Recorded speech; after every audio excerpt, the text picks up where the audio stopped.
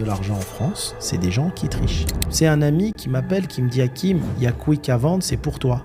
Mais moi, dans ma tête, je me serais jamais dit « Je peux acheter une affaire à 230 millions ». Tiens, achète ma formation 4000 €, tu vas jouer au foot comme Mbappé. Ben non, le business, c'est se prendre des coups tous les jours. Ça n'existe pas, tu deviens un multimillionnaire en lisant une formation de 10 pages. Les jeunes issus de l'immigration, malheureusement maghrébine et africaine, ont intérêt à bien se tenir parce qu'au bout d'un moment, je pense qu'on va se faire recaler même de nos propres pays d'origine. C'est les bons qui payent pour les mauvais. C'est le contrôle fiscal. C'est la bête noire des entrepreneurs en France. On dit il y a un contrôleur fiscal derrière chaque individu. Le contrôle fiscal, j'en ai eu 50. Il y avait des voitures de police qui étaient garées devant mon magasin tous les jours. J'avais 20 ans, je comprenais pas. Il y avait 3 contrôleurs fiscaux à ma table. Des jeunes qui sortaient d'études. Ils savaient pas que j'étais dans les affaires. Dis-nous, notre rôle, c'est d'aller prendre de l'argent aux riches. Quels sont les déclencheurs d'un contrôle fiscal? Ce qui déclenche un contrôle fiscal, c'est souvent... Hello à tous les amis, j'espère que vous allez bien. Bienvenue à nouveau sur la chaîne YouTube, de nouveau avec Hakim. Comment tu vas, Hakim? Salut ça Louis, va? c'est toi, ça va? La forme? Toujours heureux d'être à Marrakech à nouveau. Welcome back. Yes, yes. Alors? On est bien ici. On est bien? Dès qu'on atterrit, le bonheur revient. Ouais. Hein? T'as vu là, en plus, la période, elle est meilleure que la dernière fois. Ouais. Il fait bon. Il fait bon, le matin frais, le soir aussi, non, c'est très bien. Très Et bien. je sais pas si t'as remarqué, t'as tous les bons touristes qui sont là aujourd'hui. Oui, bon, t'as une clientèle, on va dire, un peu plus ce qu'on recherche, quoi. C'est plus calme, on reconnaît le Marrakech avec son authenticité. Hein. Les amis, petite info avant de commencer, n'hésitez pas à rejoindre la liste d'attente pour faire partie du club d'investisseurs de Hakim. De nombreux avantages, outre que les investissements y seront révélés à l'ouverture. Des vidéos avec Hakim sur les sujets que vous avez demandé arrivent aussi et n'hésitez pas à nous dire quels invités voulez-vous voir à nos côtés. On les invitera. Bon visionnage à vous. C'est vrai que cet été, il y a eu pas mal de soucis, j'ai vu là, dans les Trop de infos. problèmes. Ouais, Vraiment. ouais. Ils ont fait... C'est là que tu réfléchis, tu te dis, mais il est où en fait, le problème, il est dans nos cités, en vrai. Bah oui, le problème, enfin, moi j'ai toujours dit, le racisme en France, il s'est nourri de ce qui s'est passé. Et aujourd'hui, je dirais que les jeunes issus de l'immigration, malheureusement maghrébine et africaine, ont intérêt à bien se tenir parce qu'au bout d'un moment, je pense qu'on va se faire recaler même de nos propres pays d'origine. Et comme aujourd'hui, il y a des problèmes à Dubaï, des problèmes en Thaïlande, etc. Mais parce que c'est pas à l'État d'éduquer les gens, c'est à leurs parents. Ouais. Non, moi j'ai été choqué, tu vois. J'ai quitté en partie la France par rapport à déni de faciès, les amalgames, etc. J'arrive ici au Maroc, déni de faciès encore une fois.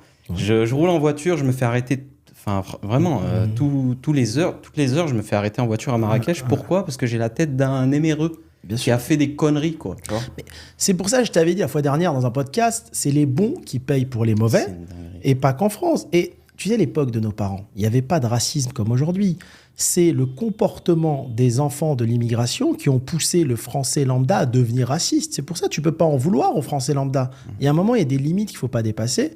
Et c'est ce que je te disais, le laxisme de la justice qui fait ça. Tu vois ? Tu as moins ce problème-là à Dubaï, tu l'as un peu en Thaïlande, parce qu'à Dubaï, ils ont compris qu'il y a certaines personnes avec qui il faut être sévère.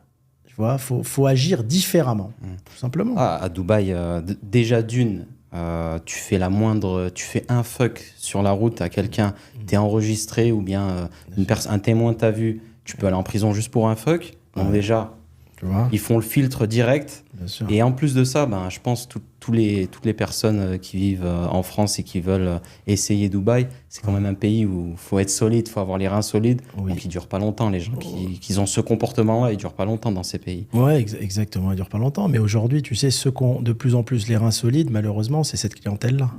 Franchement, c'est d'ailleurs, ils ont resserré bien les vis. Ouais. Il y a plein de contrôles. Ce matin, alors on parle, mais vraiment ce matin, je passais à côté d'un je sais pas si tu connais le Miami, c'est un genre de chicha. Ouais, je vois où c'est. Plein de militaires, Ouais. et ils ont tout détruit. Là, ils étaient en train de tout détruire. La chicha, etc. Ah ouais, Ouais. c'est dingue. Avec des militaires autour. Mais en fait, les bons, encore une fois, payent pour les mauvais. Tu as des commerçants qui vont payer parce que ces gens-là sont en train de salir l'image des Maghrébins issus des cités, tout simplement. Non, Et- c'est chiant. Et tu vois, aujourd'hui, moi, la plupart des amis que j'ai, tu vois, ils adorent la Thaïlande, mais ils veulent plus y aller parce que on commence à être stigmatisé. Même en Thaïlande, parce qu'il y en a qui viennent avant, qui respectent pas le peuple thaïlandais, qui cassent tout, qui savent pas se comporter. Et c'est le mauvais comportement de ces gens-là qui vont nuire à l'image de qui on est. Et après, ça va être une catastrophe. Ouais, carrément. Ma foi, qu'est-ce que tu veux faire à la jeunesse de respecter, de penser aux autres et de laisser sa place propre partout. C'est important. T'as Hassan II qui disait à l'époque, je vous ai donné mes enfants, ils sont bien éduqués, je m'en inquiète pas. Mais par contre, débrouillez-vous avec leurs enfants. Il avait raison. Ouais, il avait raison. C'est fou, hein. C'est ça, qu'est-ce que tu veux. Bon, après, tout le monde va dire, ouais, mais c'est la faute. On nous a mis dans des cités. Après, un tel, il va dire... C'est quand même de l'éducation, c'est quand même le laxisme, comme tu l'as dit. Bon, moi, j'y crois pas à ça. Tu es dans une cité, donc ta vie, elle est tracée et tu vas rien faire de ta vie. La cité, tu prends ta valise et tu pars. Tu n'es pas obligé de rester.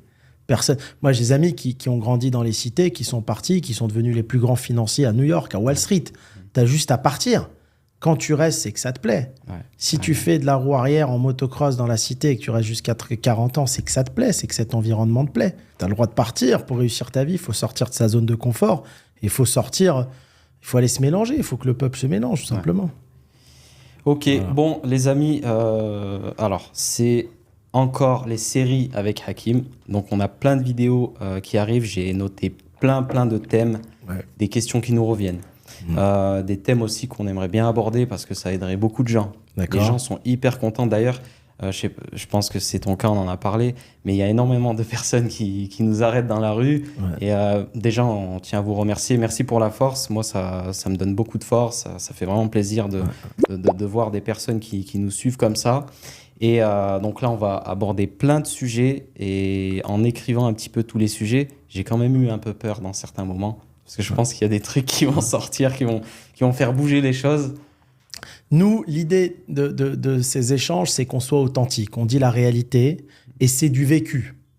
Je ne vais jamais donner mon avis ou avancer sur un sujet que je ne maîtrise pas. Je te dirais non, ça ne m'est jamais arrivé, je ne connais pas. Donc, on va parler que du vécu. La différence, elle est là. Allez, super. Premier sujet que j'aimerais aborder, c'est le sujet des contrôles fiscaux, contrôle fiscal. Oui. Donc, je pense c'est la bête noire des entrepreneurs en France. Oui. Il y en a de plus en plus. Je pense que tout entrepreneur a déjà eu au moins un contrôle fiscal dans sa vie. Oui. Donc, j'ai des chiffres le contrôle fiscal en France, c'est une manne hyper importante pour l'État. Ils en ont besoin parce que Exactement. Je pense que les gens trichent beaucoup. Oui. Est-ce que tu peux me donner ton avis là-dessus ? On dit qu'il y a un contrôleur fiscal derrière chaque individu. Tu vois ? Et le contrôle fiscal, j'en ai eu 50. Tu vois ? Bon, c'est en fonction, bien sûr, du nombre d'entreprises que j'ai eues. J'ai eu peut-être 200 entreprises en France, 3000 salariés, donc j'en ai eu 50. Le contrôle fiscal, il faut savoir une chose. Quand le contrôleur y vient, c'est pour prendre de l'argent. D'accord ? Parce que le contrôleur fiscal, il faut le payer. Donc, quand il vient, il faut qu'il parte avec un minimum. Ça peut être 10 000 euros, ça peut être 20 000, 30 000, ça peut être 1 million. Mais il vient parce qu'il touche des commissions sur ce qu'il va redresser. Ah ouais, ils sont payés il y a des commissions. D'accord ? Et il a un quota à respecter. C'est comme ça, c'est du business. Hein ? C'est du business.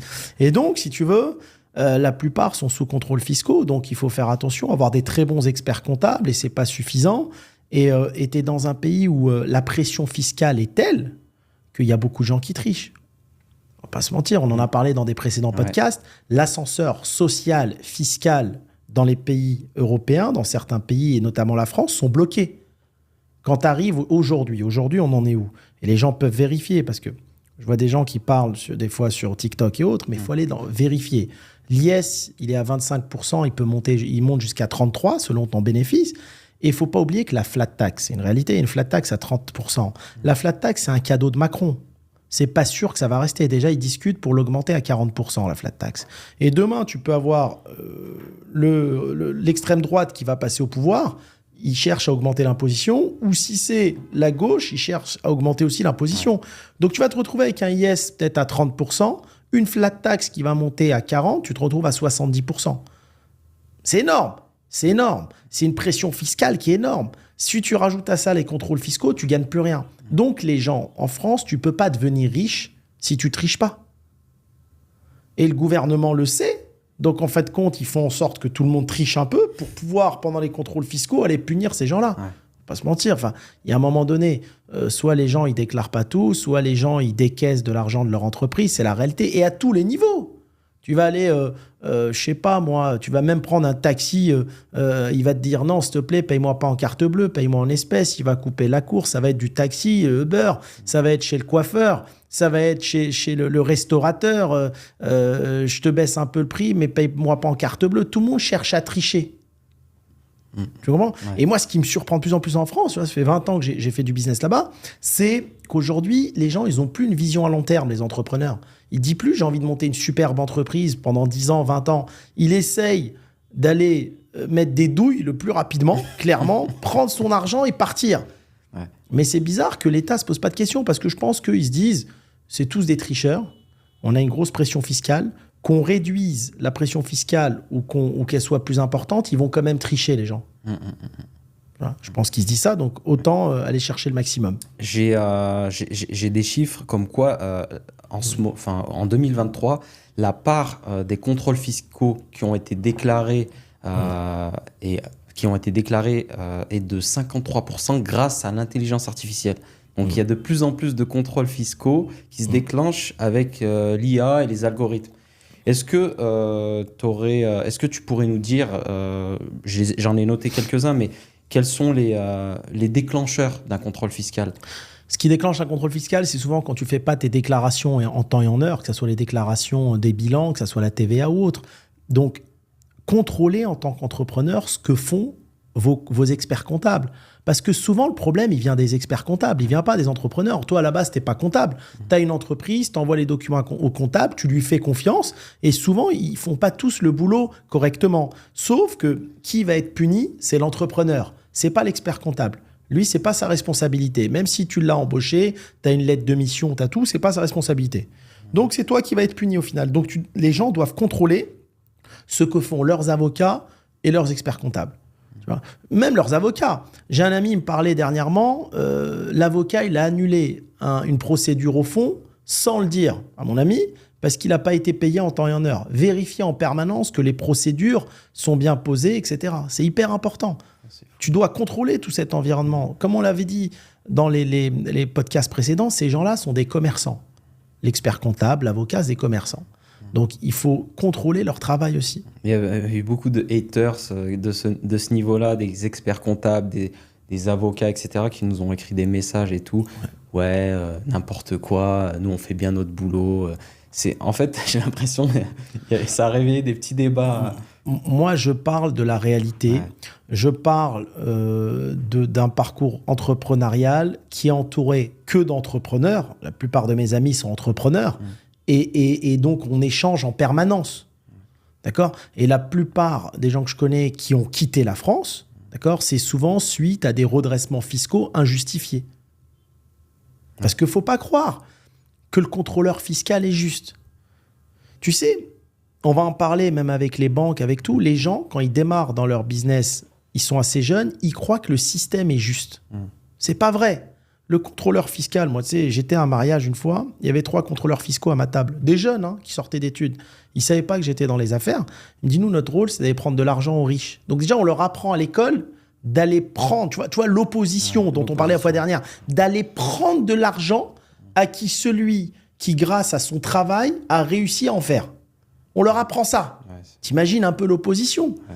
Et donc, les contrôleurs fiscaux, ils tentent. Il va te mettre un redressement de 500 000, 1 million, et après, à toi de te défendre. Ouais. Tu te défends, et après, le deuxième gagnant, c'est les avocats, qui eux aussi vont te prendre de l'argent. C'est pareil qu'un redressement fiscal, parce que, attention, les avocats fiscalistes, c'est les pires.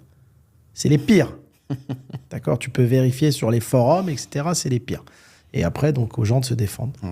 Donc, mauvaise déclaration pas en temps et en heure. Oui. Ensuite, à quoi d'autre ? Mauvaise déclaration. Ensuite, l'administration fiscale travaille par sujet. Par exemple, cette année, ils vont s'attaquer aux boucheries.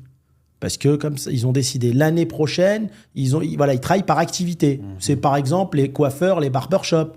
L'année d'après, ça va être ceux qui installent des bornes. Ils choisissent tous les ans, il y a un domaine d'activité ou deux sur lesquels ils vont se concentrer pour aller faire les contrôles fiscaux. Et domaine à risque aussi, peut-être. Domaine à risque, la restauration, pour eux, il y a de l'espèce, donc c'est un domaine à risque. Les coiffeurs, pour tous ces domaines-là, le transport, enfin, ils vont travailler dans tous ces domaines-là. J'ai vu aussi que énormément de contrôles fiscaux partaient de dénonciations.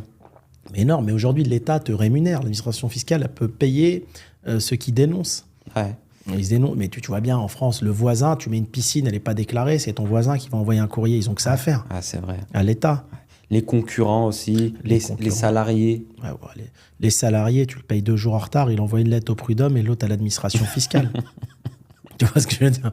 Non, mais aujourd'hui, entreprendre en France, moi, j'ai beaucoup de mérite pour tous les entrepreneurs parce que t'es tiré par tes salariés qui veulent tous que tu finisses au prud'homme, par l'État qui vient prendre tout ce qu'il y a à prendre, par les concurrents. T'es émaillé dans tout ce système et c'est très difficile. Ça demande beaucoup de persévérance, de résilience et de courage. Attention, hein. Il n'y a rien qui va dans le sens de l'entrepreneuriat, comme certains pays concurrents aujourd'hui aux pays européens et où vraiment tu as un mindset d'entrepreneur. Ouais, très différent. Tu as également aussi tous les contrôles fiscaux qui peuvent être... J'ai vu ça il y a quelques semaines. En fait, des fois, tu as ta banque. Oui. Tu as ta société, comme tu dis, tu fais des mauvaises déclarations. Les gens, ils ne se rendent pas compte, mais avoir des banques, ils se disent, bon, je vais avoir une banque ici, une banque dans un autre pays, en Europe, etc. Mais ils ne savent pas que les données, elles transvasent. Et souvent, tu as des contrôles fiscaux qui partent de là. Mais ça va même plus loin que ça. Déjà, quand ils te font un contrôle fiscal, avant même que tu le saches, ils prennent tes relevés bancaires. Ils travaillent qu'avec la banque. D'accord ? Ensuite, il y a en France ce qu'on appelle le train de vie, la vérification du train de vie. Tu as un commerçant dans le nord de la France, je ne citerai pas le nom, il a été suivi, photographié en mettant de l'essence dans son 4x4 avec un billet de 50 €. Le contrôleur fiscal lui a dit lors de la réunion, à quel moment tu as retiré les 50 €. D'accord ? On ne t'a pas vu les retirer, donc tu les as pris de la caisse de ton restaurant. D'accord ? Un autre cas de figure, un commerçant que je connais, le contrôleur fiscal lui a dit « J'ai vu que tous les jours, tu achetais la baguette de pain pour chez toi. » Parce qu'ils peuvent te prendre en photo, ils te suivent et tout. Hein. À quel moment as-tu retiré l'argent pour acheter la baguette de pain à 2 €? Donc, tu as pris les 2 € dans ta caisse. Les contrôleurs fiscaux sont des centimiers. Et quand on contrôle ton train de vie, c'est là où c'est très dangereux. D'accord ? Si tu déclares un salaire déclaré de 2 000 € par mois, tu ne peux pas dépenser 10 000. Donc, ils vont contrôler ton train de vie. En fonction de ça, tu vas avoir le redressement. Mais ils savent tout. Ils savent tout, ouais. Ils savent tout. Avant même de venir te voir, il sait sur quoi il va t'abattre et comment il fait faire. Il a déjà enquêté sur toi. Ils savent tout. Il n'y a même pas besoin d'intelligence artificielle. Ouais. Les premiers, c'est tes salariés qui vont tout balancer. Ouais. Et des fois, ils vont mentir et ils vont en rajouter pour nuire à ton activité et à ton business. Hein. Est-ce que tu vois, j'ai vu la différence, je l'ai vécu aussi, qu'il y avait beaucoup moins de contrôle dans les grandes villes que dans les petites villes. Je ne sais pas si toi, c'est quelque chose que tu as... Dans les petites villes, tu es visible. Et je dirais que si tu es moyen, pour eux, tu es déjà un gros. Ouais. Parce qu'il n'y a pas trop d'entreprises. Si tu me parles d'une capitale comme Paris, il y a les fonds d'investissement, il y a les grands groupes, etc. Donc, c'est vrai que tu te noies un peu plus dans la masse. Hein. Mais même dans les grandes villes, je te dis, pour être entouré d'entrepreneurs, j'en connais pas un qui n'est pas sous contrôle fiscal. Ouais. Et qui dit contrôle dit souvent redressement. Ouais. Bon, moi, dans la petite ville où je suis, c'est vrai que tu es vite visible. Et ils ont le temps. Ils ont le temps, vu qu'ils sont... C'est une petite ville, ils sont là, ils surveillent tout le monde. Moi, j'ai galéré. Hein. Franchement, j'ai galéré contrôle. La première année, bon, nous, on est dans une artère, l'artère principale de ma ville, une ville de 20 000 habitants. Et si tu veux, la première année, on a commencé à marcher correctement, tu vois, et ça se voyait puisqu'on était en plein centre-ville. Bah, la première année, je l'avais déjà dit, mais 7 contrôles, mais pas fiscaux, mais 7 contrôles. On a eu l'URSSAF, on les a tous eu. On a eu les gendarmes qui venaient à 18h pendant qu'on commençait nos commandes et ils stoppaient tout le monde. Et sans compter les petits contrôles de la gendarmerie sur nos salariés, les livreurs et tout. Et franchement, une fois, j'ai eu une contrôleuse de l'hygiène.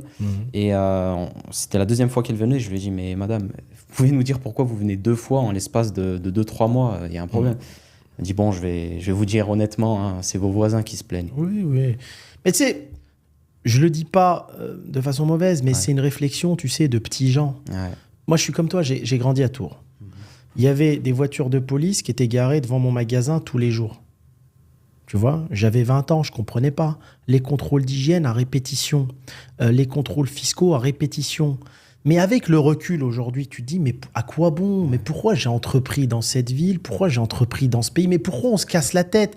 On peut faire du business dans tellement d'endroits. C'est parce que tu es dans un pays, comme je l'ai dit la fois dernière, en opposition. Toi, tu es quelqu'un qui est plein de volonté, tu as envie de créer de l'emploi, tu as envie de travailler, tu as envie de créer de la richesse.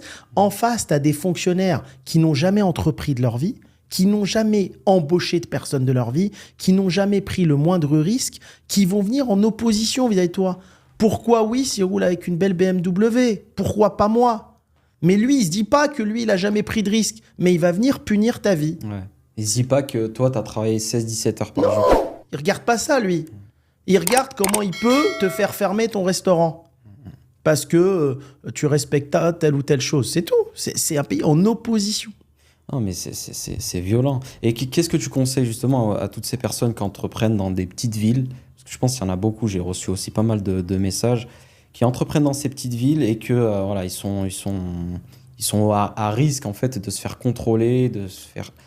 que les personnes de leur... Enfin, je veux dire, les personnes d'une communauté aussi qui peuvent être jaloux, etc., qui peuvent envoyer des lettres, machin, essayer de les faire fermer. Qu'est-ce que tu leur conseilles à ces gens-là? Mais ils vont passer par ces étapes-là, ils n'ont pas le choix. Mais ça, tu sais, ça n'a pas changé en France depuis... Ouais. La génération précédente a vécu ça aussi. Les dénonciations, enfin, je veux dire, ça fait 60 ans, 100 ans que c'est comme ça. Ça ne changera pas. La seule différence qu'il y a aujourd'hui, c'est qu'aujourd'hui, tu as des pays concurrents. Yes. Aujourd'hui, tu sais, il y a 20 ans, il n'y avait pas Dubaï. C'était pas comme aujourd'hui. Aujourd'hui, tu as des pays qui se développent. Le monde est en train d'évoluer. Les gens qui ont le courage de sortir de leur zone de confort, à quoi bon faire face à autant de problèmes? Moi, si je pouvais revenir en arrière, mais j'aurais gagné 20 ans. Alors, ça m'a beaucoup appris, autant de problèmes. Ouais. Mais à quoi bon? Prends ton avion, va au bout du monde et travaille dans un endroit où on te laisse bosser, où on te laisse tranquille, où ton argent, c'est ton argent. On ne va pas t'embêter tous les jours. Tu vois? Et se prémunir d'un contrôle fiscal? Quelques conseils? Faites vos déclarations en temps et en heure. Faites attention à vos marges dans votre secteur d'activité. En fait, l'administration fiscale travaille. Ces gens-là, ils sont bêtes et disciplinés. Ils vont prendre un domaine d'activité. Là, la marge, c'est 30. Tu vois, ils ont des statistiques. Ouais. Donc, quand ils viennent te voir, il faut que ça soit 30. Tu vois, c'est tout. Il faut regarder les marges de chaque concept et du concept dans lequel tu travailles. Ah ouais. Comme tu l'avais dit aussi la dernière fois, bien regarder. On peut aussi faire ce fameux rescrit fiscal en avance si... Voilà, ça protège ce rescrit fiscal et autres. Mais je vais te dire avec du recul aujourd'hui, quand tu as vu, on a 65 participations à travers le monde. Donc on fait du business à travers le monde. Je vais dire une phrase qui est simple. À quoi bon? Est-ce que tu comprends? Tu vois ce que je veux dire? Compris. À quoi bon? Prends ta valise, va à Dubaï. Tu vois, c'est tout. Ouais. Non, après, bon, t'en as plein. Ils ont cette barrière limitante. Pour eux, Dubaï, c'est juste impossible. Tu sais, hier soir, je parlais avec mon neveu. Il a un ami à lui qui est à New York. Ouais. Qui travaille dans un jeune qui travaille dans une boulangerie, qui a un deuxième taf. Et je lui dis, mais pourquoi tu vas pas à New York? Il a 23 ans. Je lui dis, mais va à New York. Tu prends un avion, tu vas chez lui. Les 2-3 premiers mois, tu essayes de vivre avec lui. Et il m'a dit, ah non, c'est trop loin, je sais pas parler anglais. Ils veulent pas. Ils veulent pas. Tu sais, aujourd'hui, je pense vraiment que les gens qui entreprennent avec une certaine naïveté à 20 ans en Europe, ils devraient se renseigner, d'accord, sur le fisc, l'imposition, avant même d'entreprendre. Moi, aujourd'hui, je dis aux gens de 20 ans, profitez de la manne émirati avant qu'il soit trop tard. Parce qu'aujourd'hui, s'enrichir à Dubaï, si ton activité marche, bien sûr, mais ça, c'est comme partout. Tous les jours, il y a des gens en Europe qui ont des activités qui coulent. Mais aujourd'hui, si ton activité marche à Dubaï, tu peux faire fortune rapidement parce qu'il n'y a pas d'imposition avant qu'elle arrive. Parce qu'on n'est pas à l'abri dans 5 ans qu'il y ait de l'imposition. Donc, c'est le moment d'en profiter. Une fois, je regardais, il y avait quelqu'un qui avait été interviewé, un juriste français. Et le journaliste lui dit, comment il faut faire pour devenir riche? Il lui dit, il ne faut pas payer d'impôts. Ouais. Je l'ai vu. Tu l'as vu, ouais. Mais il a tout dit. Donc, tu as des gens qui bossent dur et en fait, ils entreprennent sans même comprendre le schéma fiscal avant. Ouais.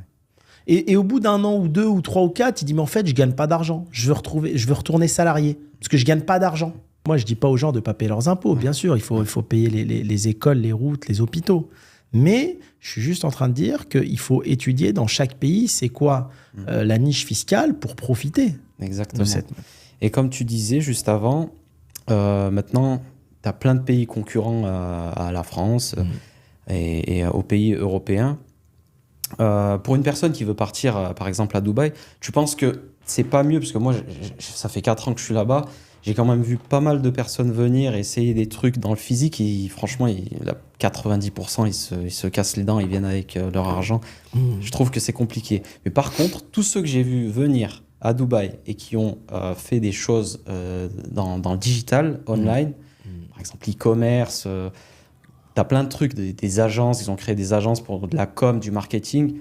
Bah, eux, par contre, ils ont tous fait leur argent. Et là, aujourd'hui, c'est des personnes qui ils sont contents parce que ils profitent du régime fiscal émirati. Bon, on va quand même le rappeler, aux Émirats, ils ont installé quand même un impôt pour les entreprises qui sont aux alentours de c'est 9% après 375 000 dirhams de bénéfices. D'accord. Mais pour ceux qui font du business local. Par contre, ceux qui sont en free zone, zéro. Ils sont encore exonérés, mais à partir du moment où ils font un business, où ils font une transaction avec le truc local, le marché local, là, automatiquement, ils peuvent être taxés. Mais comme tu me disais aussi, pour l'instant, il n'y a pas d'impôt sur le revenu. Donc, rien n'empêche d'avoir sa société dans un autre pays, parce que c'est du digital, et de rapatrier ses revenus à Dubaï. Mais bien sûr. Mais aujourd'hui, c'est une chance énorme d'être dans le digital. Alors, il faut en profiter aussi, parce qu'à mon avis, ces gouvernements, ils vont mettre en place un impôt digital. Ils sont pour mettre en place un impôt mondial. On est à l'abri de rien. Tout va changer. Tu sais, ils s'adaptent. Bah oui. Ils s'adaptent. Aujourd'hui, tu as une certaine partie des entrepreneurs qui a réussi à se faufiler dans cette niche dans le digital. Mais ils vont en rattraper. Obligatoire. Bien sûr. Bon, ils ont déjà un peu commencé, mais c'est un peu tôt parce que chaque pays, par exemple, ils font des organisations comme l'organisation de l'OCDE où ils échangent toutes les informations bancaires de chaque pays et les informations fiscaux. Moi, je pense qu'il y a encore des petits hacks à l'intérieur de ces organisations. Je ne pense pas que tout est dit, tout est envoyé. Je pense que ça dépend entre chaque pays. Tu sais, c'est un peu comme Interpol. Chaque pays a sa propre gouvernance, sa propre police. Et quand ils doivent appliquer les lois et extrader les gens, ils extradent personne, tu vois. Donc, je pense qu'il y a encore des zones d'ombre. Les gens peuvent en profiter, on va dire, point de vue fiscal, mais comme tu as dit, s'ils ont créé ce truc-là, ces organisations-là, c'est pour qu'au final, ils arrivent à cadrer tout le monde. Hein. Je t'interromps 2 petites secondes. Si toi aussi, tu as l'impression d'apprendre plein de choses à travers nos vidéos, alors j'ai besoin de ton aide. N'hésite pas à nous laisser ton avis sur les commentaires et liker nos vidéos. Abonne-toi pour qu'on puisse te délivrer encore plein de vidéos comme celle-ci. Merci et bon visionnage. Tu sais, c'est pour cadrer. Aujourd'hui, pour moi, il faut profiter de ce business digital et il faut comprendre avant d'entreprendre dans un pays comment ça se passe la fiscalité. Tu sais, il y a plein de gens qui ne le comprennent pas. D'accord ? Et je vais te dire en toute transparence, le peu de gens qui gagnent de l'argent en Europe, c'est des gens qui trichent.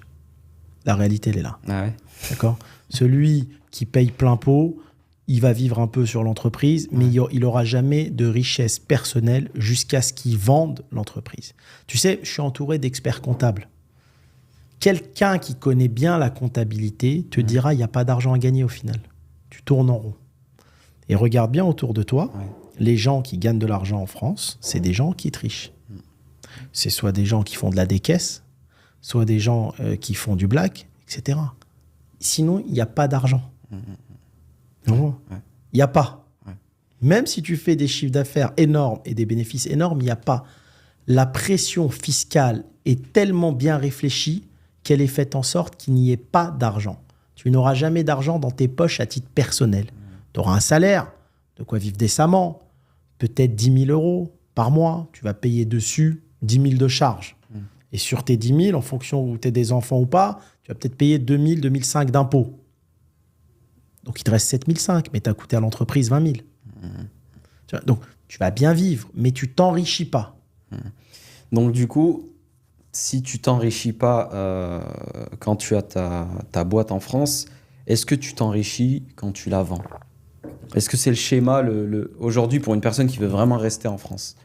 Alors, 2 schémas. Déjà, il faut avoir de la chance. Tu as plusieurs étapes. La première étape, c'est d'avoir la chance ou l'opportunité de faire une boîte qui fonctionne. D'accord? Deuxième étape, c'est d'avoir la chance de la vendre. C'est pas tout le monde qui arrive à vendre une entreprise. Je connais plein de gens qui cherchent à vendre une entreprise, ils n'y arrivent pas. D'accord? Et après, l'étape au niveau de la fiscalité, c'est quoi? Soit tu vas payer presque 0% d'impôts, peut-être 5%, et tu vas mettre les fruits de la vente de ton entreprise dans une holding. D'accord? Et là, tu vas payer un peu, mais tu dois réinvestir cet argent. Il n'est pas à toi. Tu as 3 ans pour le réinvestir. Ou alors, tu payes la flat tax et tu dis, je prends mon argent et je pars. La flat tax, aujourd'hui, elle est de 30%. D'accord? Ils estiment la montée à 40%. Donc, tu vas vendre ton entreprise 10 millions, tu vas payer 4 millions d'impôts, il te reste 6 millions. Tu vois, et après, tu fais ce que tu veux. Ouais, ça reste quand même 4 millions. Avant, redressement fiscal. Mais non, mais il faut prendre en compte. Mais parce qu'ils n'aiment pas. Ils vont dire, attends, oui, s'il s'enfuit, là, il a pris 6 millions. Il faut qu'on aille chercher. Et qu'est-ce qu'il y a à gratter dans les 6? Est-ce qu'on peut récupérer 3? Venir, je sais pas, 5-6 ans après. Ouais, ils ont 10 ans. 10 ans. Ouais, pour venir. Ouais, c'est ouf. Hein. C'est de l'escroquerie, en fait. Franchement. Mais tu sais, quand tu as une vue de dessus. Mais je te jure, moi, cette vue de dessus, j'ai commencé à l'avoir, je te parle en toute transparence, quand j'étais sur le dossier Quick. Quand j'étais sur ce dossier qui est énorme, j'étais en discussion avec des investisseurs et des grosses têtes du monde entier. On parle, t'as vu, de 230 millions, on parle de... Et en fait, j'ai compris comment ces gens-là avaient une vue de dessus sur l'ensemble du business à travers le monde. Et c'est pour ça que tu as plein d'entreprises américaines qui ne viennent pas en France. Tu n'as pas vu, ils viennent à la fin en France. Tu prends le cas de Popeye, ils s'est installé en Espagne il y a 15 ans, ils viennent de s'installer en France. Parce qu'en fait, il y a une telle fiscalité que ça ne les intéresse pas. Tu vois? Et donc, si tu veux, quand tu as la vue d'ensemble, tu comprends bien, c'est un système où tu tournes en rond. Donc, ça dépend quelles sont tes ambitions. La France, c'est magnifique si tu es salarié. Tu as un salaire de 3 000, 4 000, 5 000. Il y a moins d'imposition personnelle, par exemple, qu'au Luxembourg. Tu es salarié, tu as ta petite maison à crédit, tu as tout. C'est magnifique. Mais quand tu es entrepreneur, ceux qui trichent pas, c'est très difficile pour eux de gagner leur vie.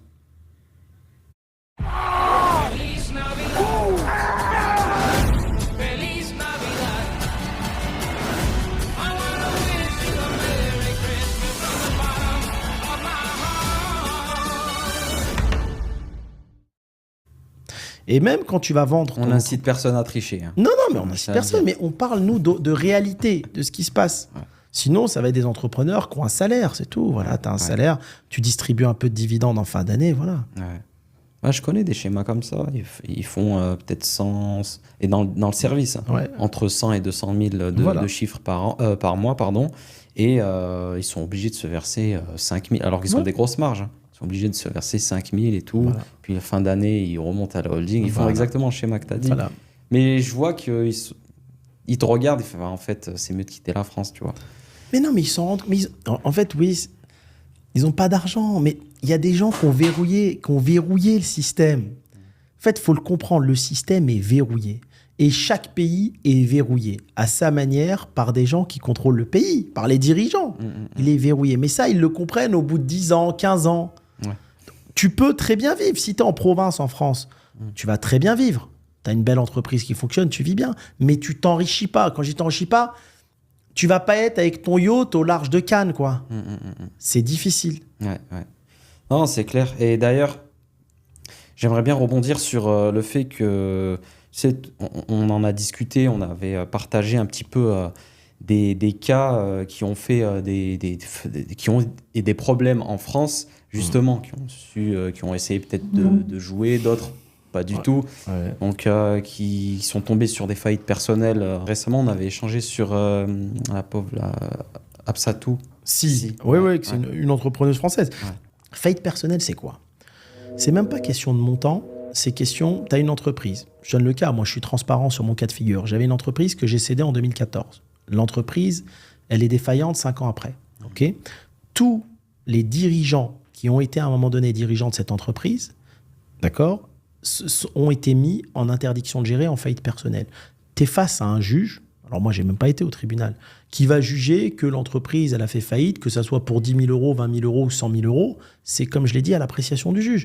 Faillite personnelle, et il te met l'interdiction de gérer. Et après, tu prends des avocats, tu te défends pour sortir de là.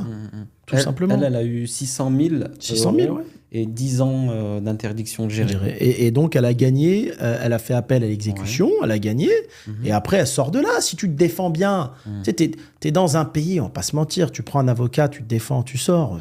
Encore faut-il trouver le bon. Encore faut-il trouver le bon, mais c'est beaucoup de cinéma, si tu veux. Je sais pas comment t'expliquer ça. Tu as trouvé le bon avocat, il va dire, écoute, c'est 20 000 euros et je te fais sortir de là. T'as l'impression que c'est une amende, quoi. Il te dit pas, on va essayer de sortir, je te fais sortir de là. Attends, c'est qui le juge? Ah ouais, ok, c'est bon. D'accord. C'est ouf, ça, quand même. Ah, que du cinéma. On est dans un théâtre à ciel ouvert. Tu sais, en Allemagne, comment on appelle les Français? Non. Les Méditerranéens. C'est-à-dire? Mais quand tu vois ce qui se passe en Afrique, je vais pas te faire de photos, mais qui leur a appris? Mais qui leur a appris? Ah, c'est français. C'est tout. Mais je vais te dire un truc. C'est le même cinoche partout. C'est ouf. Hein. Mais tu le vois dans les tribunaux de commerce, tu le vois partout. Ouais. Et la justice à deux vitesses, elle est aussi partout. Elle est dans la fiscalité, elle est dans l'administration fiscale et dans tout. Tu vas voir la même erreur, je dirais, entrepreneuriale. Okay. D'accord ? 3 personnes différentes, ils n'auront pas tous le même jugement. Et c'est quoi, déni de faciès? C'est quoi? C'est parce que l'autre, il est arabe, l'autre, il est... À l'appréciation du juge. C'est comme un meurtre. Tu vas avoir un meurtre. Tu as 4 personnes. Tu en as un qui va prendre 20 ans. L'autre, il va prendre 8 ans parce qu'il n'était pas bien le jour où il a tué la personne. L'autre, il va prendre 2 ans parce qu'ils vont dire non, il était fou. C'est pas les mêmes peines pour tout le monde. Ça change. Ben là, c'est pareil. Ça me fait penser à un jeune là, qui a percuté en moto une gamine. Ouais, j'ai vu. Et tout le monde est indigné parce qu'il n'est pas en prison, alors qu'il devrait dormir en prison selon eux. Mais ouais, t'en as qui vont dormir en prison pour rien. Voilà. Et d'autres pour des faits quand même, des graves accidents causés. C'est ta chance de vie. Ouais. C'est-à-dire que moi, avec mon collaborateur qui est spécialiste, on étudie, tu vois, les sociétés à la barre du tribunal qui ont fait faillite. Mais tu as des entrepreneurs qui plantent des sociétés avec 300-400 millions. On leur fait rien. Ah ouais, carrément. Ouais. Et qui reprennent leur société à la barre du tribunal pour 1 euro. D'ailleurs, comme le cas Orchestra, on en avait parlé. Orchestra, par exemple, oui, si on va en parler, c'est ce cas-là. 600 millions de dettes, il reprend à la barre du tribunal, moins cher que des propositions qu'il y a eu des concurrents, et des concurrents qui ont proposé 100 millions. Il revient, il propose 3-4 millions, il reprend. Et il y a même une loi qui a été faite pendant le Covid, et ça a été fait, et d'ailleurs, ils en ont profité, le groupe Meliez, Caochamp, où les sociétés qui déposaient le bilan pendant le Covid, certaines, alors bien sûr, il faut s'adapter, ils les reprennent à la barre du tribunal pour l'euro symbolique et tu plantes ta dette. C'est du cinoche, il faut bien le comprendre. Ouais. C'est pour ça que moi, j'ai une citation que j'aime beaucoup. La vie est une blague à laquelle il faut savoir sourire. Il ne faut pas trop prendre le truc au sérieux parce que c'est du cinéma. Ouais. Si tu prends le truc trop au sérieux, franchement, tu fais une dépression, tu t'en sors plus. Parce que tu vois tellement d'injustices. Tu sais... Il ne faut pas croire que les pays démocratiques sont plus justes. Il y a tellement d'injustices, c'est affolant. Et les gens qui entreprennent, ils le voient tous les jours. C'est affolant. D'ailleurs, c'est quoi pour toi la pire injustice que tu as vécue durant ta vie Mais moi, j'en ai vécu plein parce qu'aujourd'hui, si j'arrive à parler avec autant d'authenticité, c'est que toute ma vie, elle a été faite d'injustice. Et moi, je regarde, tu vois, on regarde. Tu sais, quand tu te fais expulser d'un magasin à 20 ans, parce que dans le bail, il y a marqué sandwicherie et qu'on te dit le kebab, c'est un restaurant. Et que tu rouvres un autre kebab à côté et que là, tu te fais expulser parce qu'on te dit non, le kebab, c'est un resto et dans le bail, il y a marqué sandwicherie. Ouais. Tu vois bien que les juges, ils se foutent de ta gueule, en fait. Tu vois, t'es la balle de ping-pong des notables de ta ville. Et toi aussi, t'as fait du business dans une petite ville. Une petite ville, c'est comme ça. En fait, il faut le comprendre. Ces gens-là, tous les midis, ils mangent ensemble. Il faut bien le comprendre. C'est pareil qu'en Afrique. C'est la même chose. Donc, c'est des réseaux, en fait. C'est des réseaux qui sont... C'est fait que de réseaux. Ouais. C'est fait que de réseaux. Et donc, ça, après, la fiscalité, quand une contrôleuse fiscale, elle vient te voir, tu dis, écoutez, moi, je fais 1 million de chiffre d'affaires sur un site. ceux qui font du black, c'est ceux qui font 100 000, madame. Et que cette dame, elle dit, écoutez, nous, on vient voir là où il y a le plus de chiffre d'affaires. Vous aviez qu'à tricher. Si vous faisiez 100 000, j'aurais pu vous redresser que de 100 000. Mais comme vous faites 1 million, je vais vous redresser d'1 million. Tu vois bien que ces gens-là, c'est ce que je dis, sont bêtes et disciplinés. Ils n'ont pas de logique. Il n'y a aucune logique. Ouais. Tu comprends ? Il n'y a aucune logique. Tu achètes un appartement, tu le loues, le locataire, il ne te paye pas, il reste 5 ans dans l'appartement. Elle est où la logique ? Est-ce que c'est logique selon toi ? Non, c'est pas logique. Ouais, c'est des injustices que, franchement... Il n'y a pas de logique. C'est pas parce que le pays est un pays développé qu'il est plus logique qu'un pays moins développé. Hein. Moi, j'ai vu beaucoup plus de logique judiciaire dans des pays sous-développés. Ouais, je suis d'accord. Ça veut rien dire. À Dubaï, tu vois, c'est égal. Comment on dit quand on dit c'est fair, it's fair en anglais. C'est juste. Ouais, c'est juste. Et c'est, on va dire... équitable, je crois. Alors, pire que ça, pourquoi, à ton avis, le système est un peu tordu ? Mais parce que si tout était logique, bah, les avocats et les juges seraient au chômage. Non, mais c'est vrai. Elle est pas mal, celle-là. Non, mais c'est vrai. Mais moi, tous mes amis sont des avocats. Je leur dis, mais attends, je comprends pas le système, là. Pourquoi vous pouvez faire des lois logiques ? Tu as un locataire qui paye pas le loyer, 3 mois, il y a la police qui vient, qui l'expulse. Il me dit, Hakim, si on fait des choses réelles et logiques, là, on est dans la logique, bah, nous, on fait quoi ? Putain. Là, il faut un avocat pour le bailleur, un avocat pour le locataire qui veut pas sortir. Le juge t'arrive, t'as vu, en première instance, il va dire non, le locataire, il reste. Pour que toi, tu fasses appel et que tu ailles au deuxième jugement pour faire tourner les tribunaux. Il faut faire tourner toute cette machine, sinon ils perdent tous leur emploi. En fait, il faut bien le comprendre. Une fois que tu le comprends bien... Tu mets longtemps à le comprendre. Ouais. Tu mets très longtemps à le comprendre. Même quand toi, tu me l'expliques parce que tu l'as compris, j'arrive à comprendre 5-6 secondes, puis après, je reviens dans mon truc. Genre, c'est comme ça. Tu verras, on va parler d'autres sujets après là-dessus, sur plein de choses. Ouais. Ce truc-là, pour le comprendre, il faut avoir une vue de dessus. Il faut bien le comprendre. D'accord ? Et en fin de compte, je suis sûr qu'à Dubaï, comme les lois sont très carrées, il y a très peu de juges. Ils n'ont pas besoin de juges. Non. Voilà. Il y en a très peu, hein, c'est vrai, t'as complètement raison. Il y a très peu de juges, parce qu'en fait, c'est carré. Si je te dis dès le départ, écoute, si tu fais ça, c'est 20 ans de prison. Donc tu vas pas le faire. Ben, c'est bon, c'est fini. Là, tu vois, en France, tu vas tuer quelqu'un, il va dire oui, mais attends, ce jour-là, il n'était pas de mauvaise humeur, il n'était pas de bonne humeur, tu as 40 psychologues qui viennent, on commence, tu vois, les journalistes sont là, ça fait tourner le système, ça fait tourner les journalistes, la télévision, on va travailler sur ton procès, il y a plein de juges, les avocats qui se défendent. T'es parti pour 20 ans et t'es pas sûr de gagner. Ah, c'est toi et ta chance, en vrai. T'as des petits... Parce que, bon, comme je le comprends bien, c'est quand même un monde de réseau. Il faut le comprendre bien comme il faut. Et comme tu dis, avoir une vue d'ensemble. Est-ce que t'as des choses à partager qui peuvent aider les personnes qui sont dedans ? J'étais au discours de Xavier Niel, là, il y a 2-3 jours. Oui. Et ça m'a fait rire, parce que il disait, les gens pensent que je suis un sataniste, les gens pensent que je bois le sang des enfants. J'ai vu ta photo sur Insta. Ouais. J'irai pas jusqu'à là. Il n'y a pas ça. Mais comme dans tous les pays du monde, la France est un pays de réseau. Alors, nous qui sommes des gens justes, on ne supporte pas parce qu'on veut que les mêmes lois soient faites pour tout le monde. Si toi, demain, tu as un enfant, tu veux qu'il démarre au même point de départ que tout le monde. Tu vois ? Mais si tu veux, c'est pas ça. Ces gens de réseau, c'est les enfants de telle et telle personne qui font HEC. C'est ces mêmes gens-là qui ont leurs potes qui sont à la tête des fonds d'investissement et qui vont te lever des millions pour ta start-up à la con parce que ta start-up, elle est bidon et que le mec qui n'a pas de réseau, il a une idée en or, mais personne n'ira lui donner sa chance. C'est du réseau. Mais j'ai envie de te dire, c'est dans tous les pays du monde.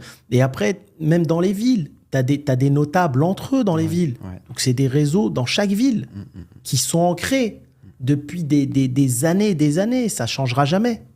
Tu sais, on dit souvent, il y a l'avocat qui connaît la loi et celui qui connaît le juge. C'est partout pareil, dans le monde entier. Tu viens dans n'importe quel pays d'Afrique, essaye de devenir milliardaire dans un pays d'Afrique. pas se mentir. Ouais, jamais. Mais tu feras rien. Je sais même pas s'ils vont te laisser devenir millionnaire. C'est entre eux aussi, c'est pareil, c'est le même système partout.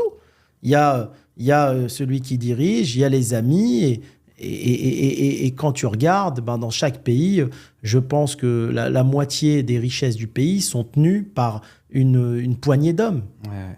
Et c'est partout pareil. En France, 47% ça c'était quoi la stat? 47% de l'IMO a été détenu par une infime partie de la population française. 47%. Tu sais, t'as vu, je t'ai envoyé une vidéo de... Alors, comment il s'appelle de Jean d'Ormesson. Oui. Quand il disait, en fait, les milliardaires, ils sont pas forcément plus intelligents. Je ne pense pas qu'ils sont plus intelligents qu'un éboueur. Tu vois, je l'avais vu après, et je te l'avais dit, je te l'avais dit un moment dans un podcast. Oui. Parce que j'ai rencontré ces gens-là, j'en ai rencontré plein, j'ai eu la chance d'en rencontrer plein. C'est beaucoup le réseau. Il y a un moment, oui, si toi, tu es dans une ville et tes meilleurs amis avec qui tu as étudié, c'est des décideurs de banque. Ouais. Dans l'époque précédente, parce qu'aujourd'hui, c'est en train de se resserrer. C'est pour ça que les gens travaillent avec les fonds. Mais tu n'as pas besoin d'être très intelligent pour devenir riche. Ton ami banquier va te financer tous les immeubles que tu veux. Ensuite, l'immobilier a augmenté. Il a fait en 30 ans x 10. C'est tout.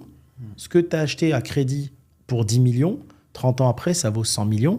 Tu as démarré à 25 ans, 50-50, tu as une fortune de 100 millions. Elle est où ton intelligence là-dedans? Tu as juste eu l'intelligence d'avoir des bons amis banquiers.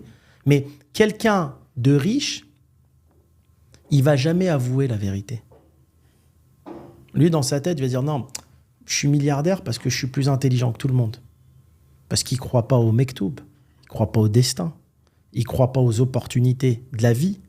D'accord? Il ne croit pas à tout ça. Qui t'envoie les opportunités? Ouais.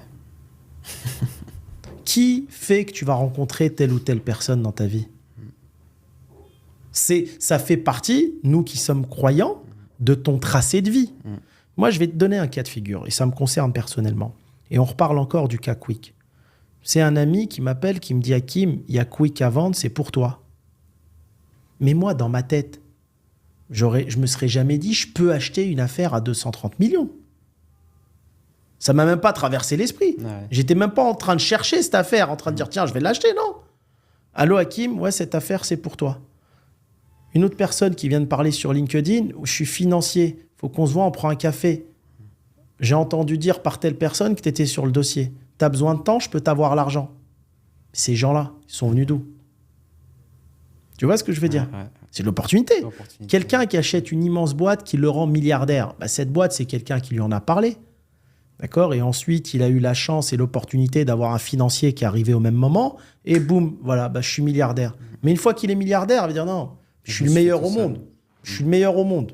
Non, je pèse 10 milliards parce que je suis là-haut, personne ne peut me rejoindre. Tu vois? Mais non, mais il faut garder une certaine humilité et savoir que ces opportunités sont envoyées par quelqu'un. Complètement. C'est comme les rencontres de ta vie, c'est pareil. Complètement. Après, il faut aussi, au moment où tu as ces opportunités-là, les saisir. Bien sûr. Parce que tu en as plein, ils sont... Franchement, j'en connais plein. Ils ont des opportunités, même, je te parle clairement, dans ma famille, ils ont des opportunités, vraiment, je les regarde, je dis, moi, à ton âge, j'aimerais trop les avoir, ces opportunités-là. Et tu les saisis pas? Le destin, faut le déclencher. Ouais. Moi, je pars du principe où le Tout-Puissant amène des opportunités à tout le monde. Ouais. Parce qu'il est juste et égal. Après, tu as des gens qui dorment, tu as des pessimistes qui vont jamais saisir l'opportunité. Mais ça, tu sais, on peut pas leur en vouloir, Wissem, parce que dès leur jeune âge, il y a des gens, ils sont mis dans des cases. Dans des cases où ça sera des salariés toute leur vie. Tu sais, la théorie de Peter, elle est importante à prendre en compte. Moi, j'ai essayé tout au long de mon parcours à transformer des salariés en entrepreneurs. Il y en a peut-être 1% qui réussissent. Ils ont un mindset de salariés. Ils ont besoin d'un cadre. La plupart des gens, c'est comme ça. Ils ont besoin d'un cadre. Tu ne pourras pas les changer. Ils préfèrent 2 000 € par mois à vie que prendre un risque, même si c'est pour gagner 1 million d'euros par mois. Ils ne veulent pas. Ils ont besoin d'un cadre. Et ils sont heureux dans leur cadre. Ils se lèvent le matin, il est 6 heures, ils prennent le café avec les enfants, chacun va à son boulot, et ça va. Tu sais, à un moment, en fait, moi, je passe mon temps à regarder le comportement des humains. Tu vois, je prends du recul et je regarde et j'observe. Et je regarde. Et en fait, tu apprends beaucoup de choses. Et j'en suis arrivé à un point où je me suis dit, plein de gens rêvent de devenir riches, mais très peu le veulent vraiment. Je donne un exemple. À un moment donné, j'avais acheté un yacht, mon premier bateau. Et en fait, tu vois, il y avait des amis, donc j'aurais fait monter. Ils m'ont dit, mais non, c'est trop gros là-dedans, on ne monte pas. C'est bizarre, pourquoi il y a ce bateau? Viens, on va faire du jet ski. Alors que quand ils passent devant les bateaux au port de Saint-Trope, ils rêvent d'en avoir un. Mais au fond d'eux, ils ne veulent pas vraiment de cette vie-là du milliardaire. C'est juste un rêve, c'est un kiff. C'est comme le type qui va gratter le ticket de loto. Tu sais même pas s'il assumera, s'il va gagner. Juste, bon, aujourd'hui, j'ai bu mon café, j'ai gratté un ticket à 10 €. C'est comme le type qui est marié, qui ne trompera jamais sa femme, mais son rêve, c'est de coucher avec... C'est pareil. C'est pareil. Tu vois, et ça, tu le comprends, pareil encore, avec le temps, en fait. Tu comprends, t'as eu plein de potes autour de toi qui te disent, oui, je veux devenir riche, je galère, j'en ai marre de mon taf et tout ça, ça me prend la tête, mais qui font rien. Le lendemain, ils retournent au taf, pareil. Tu vois, et dès que tu vas venir à ces potes-là, ces mêmes potes-là qui sont des rêveurs, tu vas leur dire, allez, venez, on va dans un garage à la Facebook, on va bosser, il faut sacrifier 1 an. Mais au bout de 4 jours, on va dire, non, mais je retourne au taf, attends, je vais pas avoir là mon salaire à la fin du mois, c'est trop compliqué, tu vois. Il n'y a plus personne après. Il n'y a plus personne. Donc, c'est un rêve, c'est une idéologie.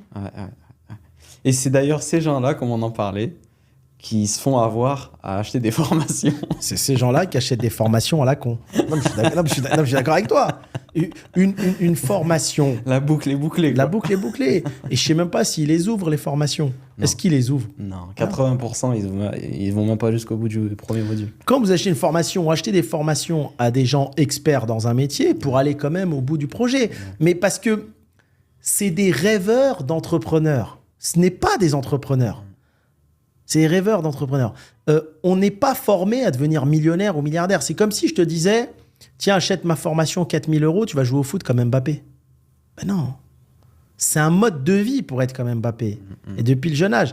Et en fait, il faut acheter des formations qui vous sont vraiment utiles en réalité.